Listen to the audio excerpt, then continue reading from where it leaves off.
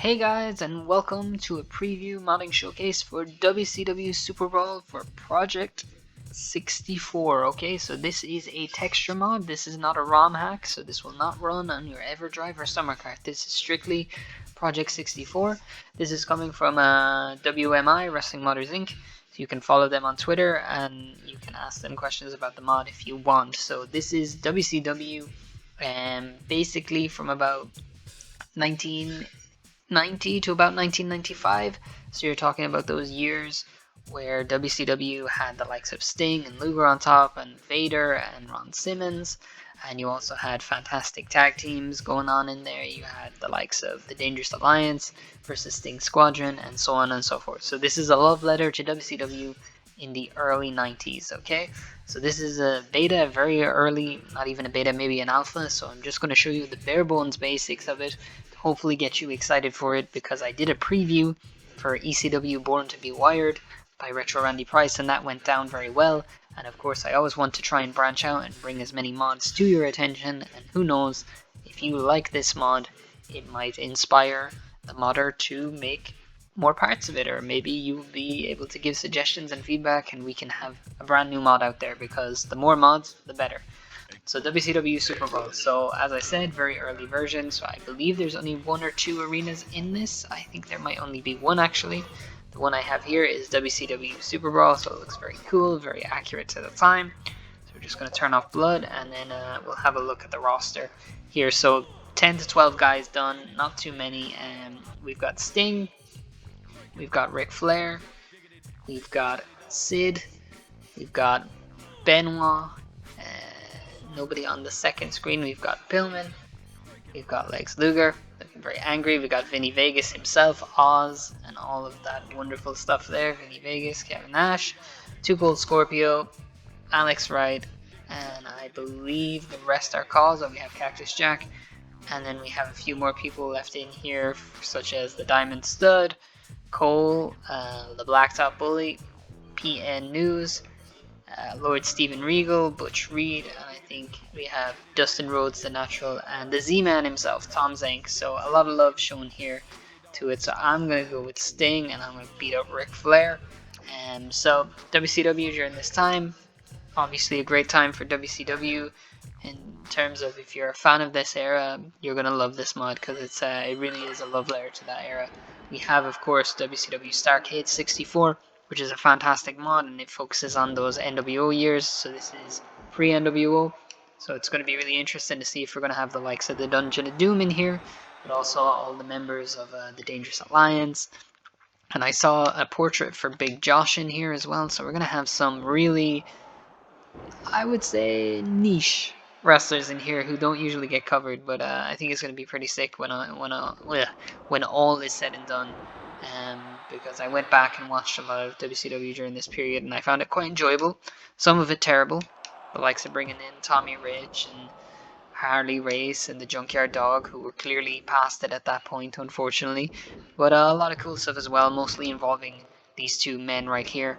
And we have Ric Flair with his Spartacus haircut. I didn't actually know that he cut his hair specifically for that he was actually thinking of doing that terrible gimmick that Jim Herd had proposed to him. But yeah, this was Flair right before he left for the WWF. Didn't put over Luger because he had promised the belt to Sting.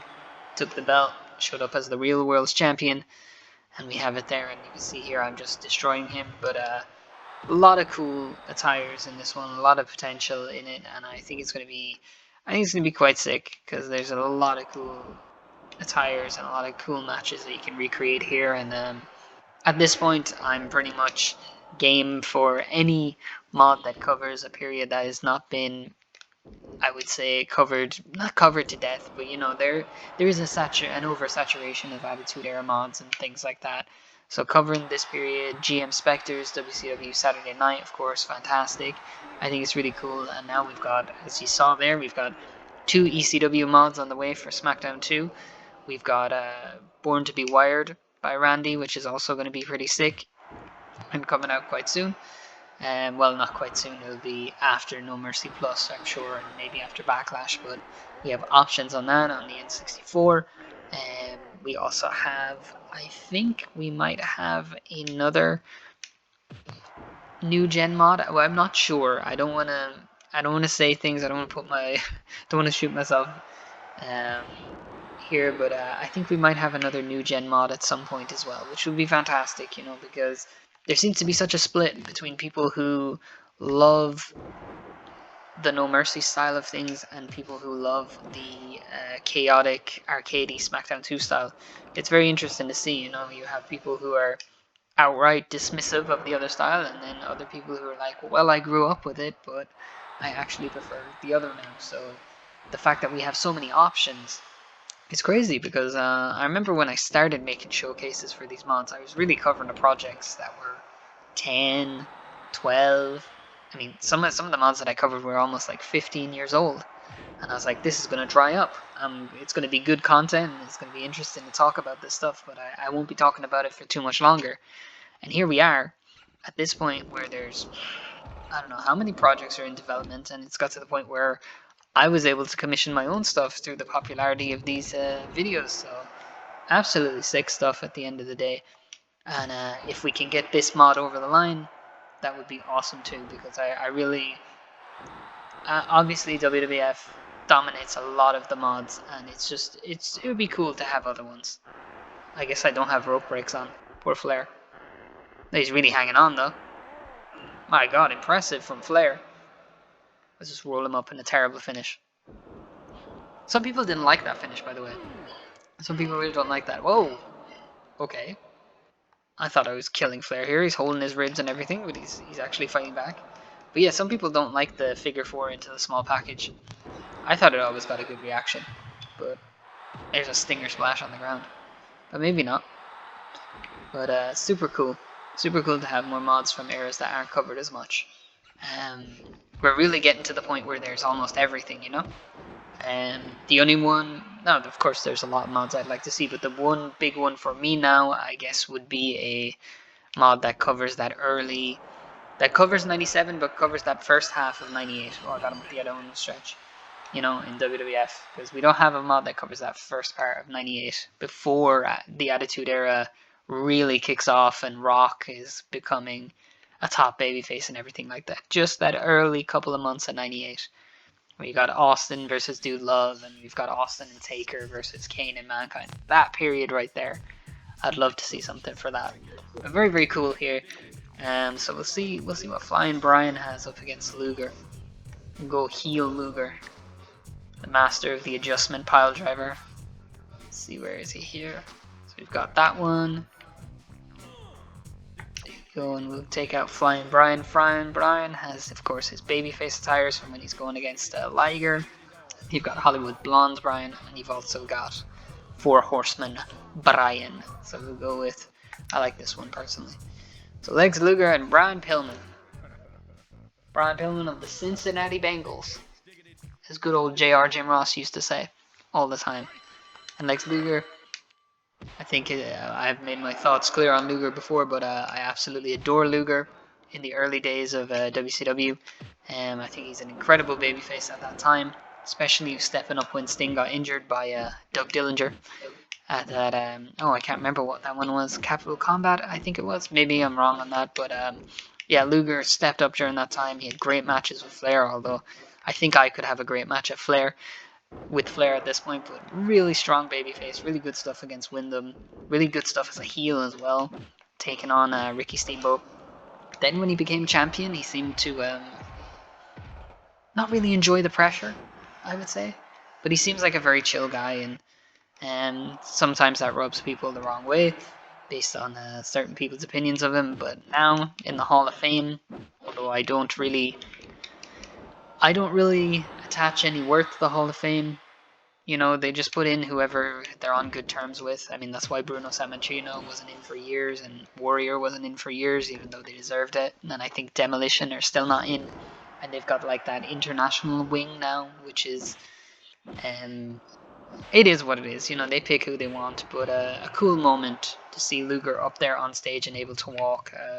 Regardless of what you think of DDP as a wrestler, as a human being, he seems to be one of the good ones, and he seems to be helping out people, and I think that's pretty cool. And Flying Brian could have been a top babyface.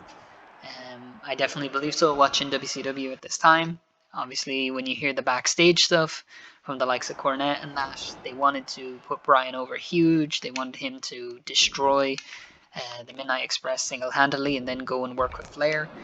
And he was destined for great things, you know, and even when he got slowed down by that unfortunate injury, he's still, as a character, amazing. And the loose cannon was money. Was money, and I'm sure he would have made a lot of money. Even if he was in the background of the Hart Foundation, he was very interesting, and I think his ultimate goal was to get back to WCW, but, you know, there's only one man who can be on top, brother, during that era, and I think you all know who that was going to be.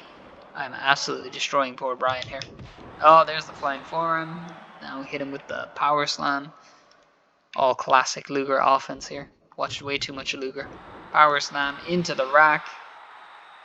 It's just academic at this point. Oh, he blocked it. Couldn't block that one though. Into the torture rack. What an animation. What a move. Lex Luger's awesome. Good old Lex. I must have had rope breaks. I swear I had rope breaks on, but obviously not. Yeah. I really like that stage as well though. I don't think too many people talk about WCW stages. But I really like this one. I really like the Saturday night one as well. I think they had some really cool stuff, and obviously Halloween Havoc. I mean, anytime they did that, that always looked fun. Such a shame by the end that they just used like a big Tron in the center of things because the company was going downhill. But yeah, very, very cool stuff. And I did actually play the Superbrawl game not too long ago. I wanted to try it out because I never played it, obviously, when I was growing up. It's not bad. For what it's worth, it's not bad. I don't think any game from that time is really blowing people's minds except for the Fire Pro one, so it is what it is. Work in the wrist. So let's see what we can do. Drop his throat across the rope, that'll give him that raspy voice. Turn him around. The rack. And he's got him up! Nowhere for Bryan to go. Oh, now there's a rope break. How? How did I not get a rope break the first time? That's ridiculous. Oh, darn. Missed it. I wonder if I just smack him with the pile driver. He has it. He should have it as a finish though, because he started using it as a finisher when Harley Race was his manager. When they turned him heel and they told him to not show the belt because they didn't have a belt. Oh, now suddenly Bryan starts playing. Starts having an unreal match. Oh, the 10 punches in the corner. Talk about spots you never see anymore. I wonder if it would work.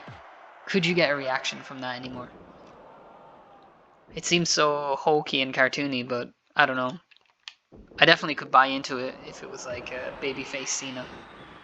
You know, his heel run is oof, disastrous.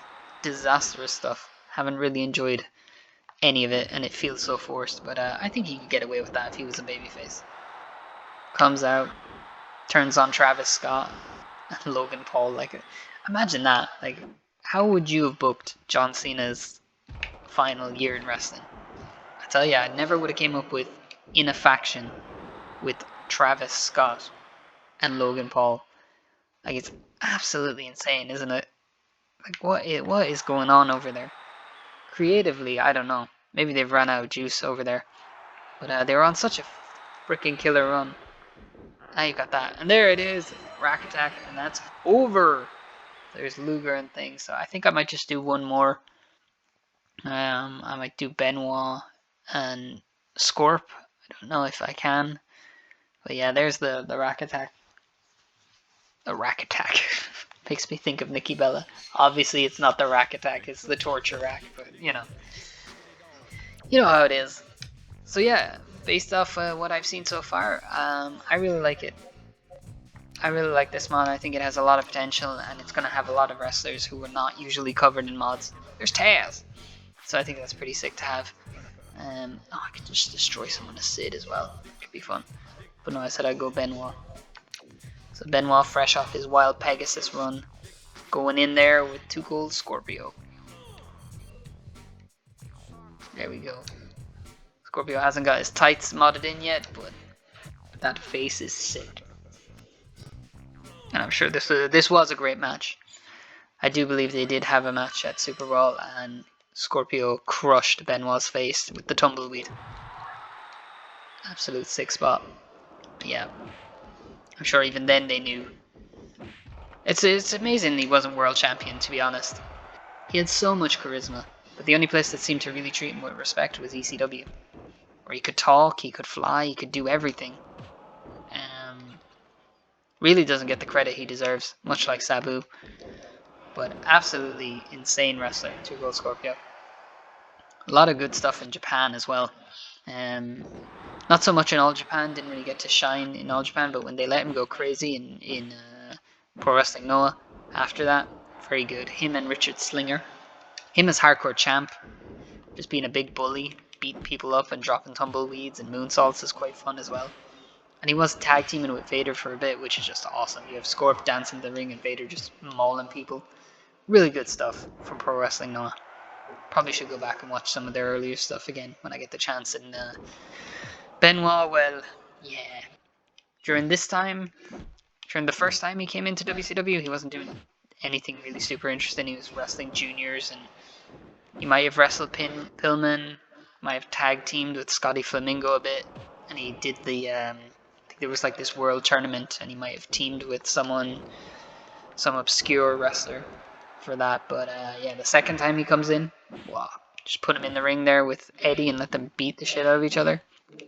The snap on his power bombs, the snap on his suplexes, the diving headbutt, everything, just pure intensity. Don't know if he was the best fit for the Horsemen, but it was a good spot for him. Unfortunately, the NWO came in, and then the Horsemen were just basically cannon fodder at that point. But beyond that, you know, he got the world title. They put the belt on him. He bet Sid. People obviously disagreed on it. People weren't sure about it. I can see where they're coming from, especially during the way Benoit was treated in between. He was television champ for a cup of coffee. He was United States champ for a cup of coffee. Oh, if I get beaten by a German, that'd be so funny. Yeah, not booked the best in there. Did do some really good tag team stuff though in oh no, he's gonna drill me again. Did some really good tag team stuff in 99. Him and Malenko taking like Saturn and Raven, and Barry Windham and Mr. Perfect during that time. That was all pretty fun. The Revolution was alright. I'm just chopping him and he's just no selling it. He's just standing there. Revolution, oh come on. Revolution stuff was fine. Nothing major, and then he started feuding with Jarrett, and he had I think he was the Mayhem finals with Brett, and then we had the match with Owen as well, or the match in memory of Owen, which is all good stuff. But yeah, I do agree that I think Benoit is like a top tier wrestler, but not someone you'd build the company around. Him as Intercontinental Champion and a threat to the likes of The Rock or Triple H was always good to watch. I loved his match at Fully Loaded with The Rock. Such a different style, you know. For The Rock, cause you couldn't really do all the brawling and everything. Like, it completely changed the way it was. I'm getting my ass handed to me by Scorpio. But yeah, that's a really underrated match. I quite like it a lot. Just for the way that it's aggressive and the intensity of the whole thing. Because that's what you get when you get Benoit.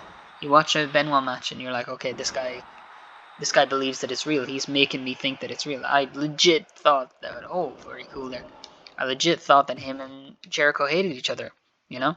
When I was a youngin' back in the day, I'd be like, oh yeah, The Rock and Triple H, they don't like each other, they're killing each other. But Benoit and Jericho, they must despise each other, you know? And they're great friends. I wouldn't say best friends, but they were great friends after all that. And they're beating the hell out of each other every week on SmackDown and Raw. Insane. Absolutely insane. So yeah. Scorp here now taking the... Is it triple German in this, or does it just keep going? Oh, it just keeps going. That's so great. I remember obviously the iconic... I don't know if it's considered iconic, but I love the match between Benoit and Austin on SmackDown. I think it's in Edmonton, and he does like the 10 Germans on him, like absolutely insane. And think of the trust as well, you know. Austin had his neck broken, and here's Benoit just throwing him around. The absolute trust he had in him for that. But it was such a ridiculous streak for Benoit as well. Like, he had that, and he was having the matches with Kurt Angle at the same time. And then you had the iconic Benoit and Jericho versus Triple H and Austin for the tag titles. Like, what run. What a couple of month run for Benoit during that time. But that's it. This is WCW Superbrawl. This is a very early beta of it. But you can see the love, the passion is there. The arena is there. I think when it is all said and done, it's going to be something pretty epic. So hopefully you enjoyed this mod preview. If you want to see more previews of it, I'm going to link his Twitter account so you can check that out. Thank you for checking out another modding showcase. Thank you for being so supportive during this time. It's been a really great month for mods and showcases that I've done here, and I've really made some really cool friends and had some really cool experiences because of it. And yeah, so thank you. Hopefully your summer is going to be awesome. This is another modding showcase. I'm Sean O'Connor, and I'll see you in the next one. Take care. Bye bye.